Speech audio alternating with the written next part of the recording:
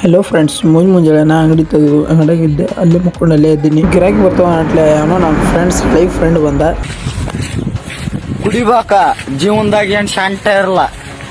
ಇವತ್ತಿದ್ದವ ಈಗ ನಾನು ಹೊಂಟಿನಿ room ಮುಡ್ತಾನದ್ guarantee ಇರು. ಬಾಯಾಗ ಒಂತೆಗ್ ಮಾವ ಹಾಕೊಂಡಿದ್ದ. ಅದಿಟ್ಟು ಉಗುಳಿ ಚಾಗಿ ಕುಡ್ದು ಅವ್ನ ಕಡೆಗೆ ಅವ ಬಂದು ಹೋಗ್ಯಾನ ಅಟ್ಲೆ ಇನ್ನೊಬ್ಬ ನಮ್ಮ ಫ್ರೆಂಡ್ ಬಂದ. ಸ್ವಾಮಿಗಳು ಇವರು ಯಾರಿಗೂ ರಸ್ತೆ ಹೇಳಿಕೊಡತ್ತಿದ್ರು. ಈ ಸ್ವಾಮಿಗಳು ಅವ್ರಿಗೆ ಕಳಿಸಿ ಸೀದಾ ಬಂದರು ನಮ್ಮ ಅಂಗಡಿ ಕಡೆ. ನಿಮ್ಮ ಪ್ರೀತಿ, ಅಭಿಮಾನ, ಪ್ರೋತ್ಸಾಹ ನನ್ನಂತವನ ಮೇಲೆ ಇರೋದಕ್ಕೆ ನಾನು ಯಾವತ್ತೂ ಚಿರಋಣಿಯಾಗಿ. ಡ್ಯೂಟಿ ಮುಗಿಸ್ಕೊಂಡು ನಾ ಬಂದೆ ಸೈಡ್ ಮೇಲೆ ಬಂದು ನೋಡಟ್ಲೆ ಅಣ್ಣ ಏನೋ ಮಾಡತ್ತಿದ್ರು.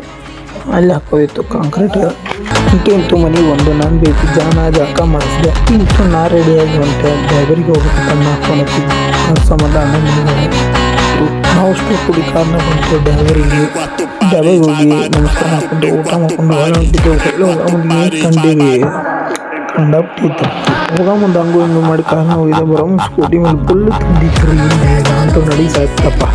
ನಮ್ಮ ದೊಡ್ಡನ ಗಾಡಿ ಹೊಡೆದಂತೂ ಅಲ್ಲಿಗೊಂದು ಹೊಳೆ ಬರಲಿ. ನಮ್ಮ ದೋಸ್ತರು ಕೆಲ ಮಾಡ್ಕೊಟ್ಟಿದ್ರು. ಅವ್ರು ಕೂಡ ನಾವೊಂದು ಆಟ ಆಡಲಿ ಅಣ್ಣ ಅಂದರು.